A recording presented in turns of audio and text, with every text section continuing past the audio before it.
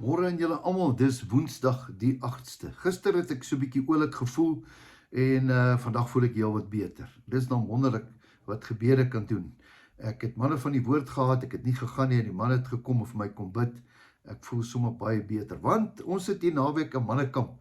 Ons weet mos nou al, as die mannekamp kom, dan sal altyd 'n bietjie aansla. Maar ons is sterk, ons is in beheer, want God is in beheer. Nou ja, vandag gaan ek met jou iets gou lees oor gebede. Baie keer bid ons, ja, ek en jy bid, en dan gebeur dinge nie, is dit nie so nie? Verskoning, ons bid baie keer, en dan baie keer bid ons lank, en dan gebeur niks nie. Ja, baie keer bid ons dalk 'n jaar, baie keer bid ons hele lewe lank, maar elke gebed is vir God belangrik. Ja, die woord sê die gebed van 'n regverdigheid groot krag.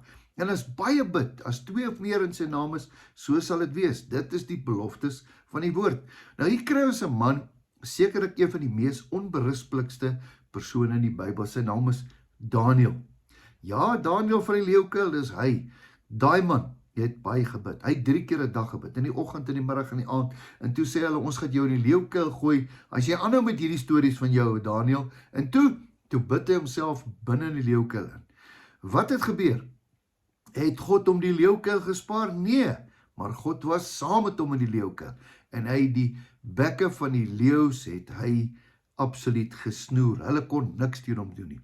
Dit wys vir jou, baie keer gaan ons in 'n leeukuil in, maar die Here is saam met jou in die leeukuil. Nou, dis nie wat ek wil bring nie. Nou, Daniël het vir 21 dae een keer gebid. En ek gaan dit vir jou gou 'n bietjie lees.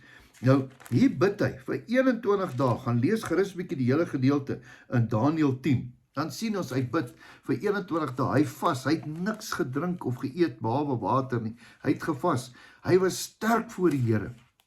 En dan kom die engel Michael na 21 dae by hom aan. Hoor 'n bietjie wat sê Michael vir hom. Vers 11, en hy het vir my gesê, dis nou Michael, Daniël, geliefde man, ai tog, dis 'n boodskap, 'n engel is mos iemand wat boodskappe dra. Geliefde man, gee ag op die woorde wat ek met jou spreek. Gaan staan op jou staanplek, want ek is na jou gestuur. Hier kom hy van hoofkantoor of tjoep, hier staan hy voor hom, Michael. En terwyl hy die woord spreek, het ek 'n bewend gaan staan. Toe sê hy vir my, wees nie bevrees nie, Daniël, want van die eerste dag af dat jy jou hart daarop gelê het om ag te gee voor die aangesig van die woord te ontmoedig, is jou woorde alreeds verhoor. Is dit nie wonderlik nie? Dit staan in jou Bybel, gaan lees dit. Dit staan in Daniël 10 vers 12. Hy sê, en om jou woorde ontwil, het ek gekom. Hy sê, maar, die vors van die koninkryk, van die Perse in die 21 dae, het hulle het lang teen my gestaan, en kyk, Michael, een van die vernaamste vorse, het gekom om my te help, en ek het oorgebly na die konings, en ek het gekom om jou inligting te gee, wat jou volk aan die einde van die dae te beurt sal val. Wie wat sê, vir 21 dae, was ek daar besig, daar bo, en die bose magte, hier wat bo ons kop is, en ek het die geveg, wat jy nie van weet nie. Hier bo ons koppe is daar gevegte, tussen lig en duisternis, tussen engele en tussen demone. Het jy dit geweet? Ek weet, dit klink 'n bietjie hoër graad, maar dit is 'n feit. So hierdie man het gebid, en ek dink na 21 dae het hy gesê, Here, ek dink nie, jy hoor my nie. Hy sê, van die eerste dag af, het die Here jou gebed alreeds gehoor. Ek was net 'n bietjie besig om 'n paar goed vir jou uit te sorteer. Ai tog, is dit nie wonderlik nie? So moenie mismoedig raak nie. Dit staan in die woord, die Here hoor jou. En hy gaan nie altyd op jou tyd nie, maar sy tyd. Hier is 'n moeilike een.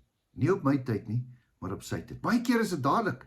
Wie wat sê die woord? Hy sê, voordat jy bid, het ek jou reeds geantwoord. Ek weet al reeds wat jy gaan sê. Dis hoe God werk. Nie my tyd nie, sy tyd.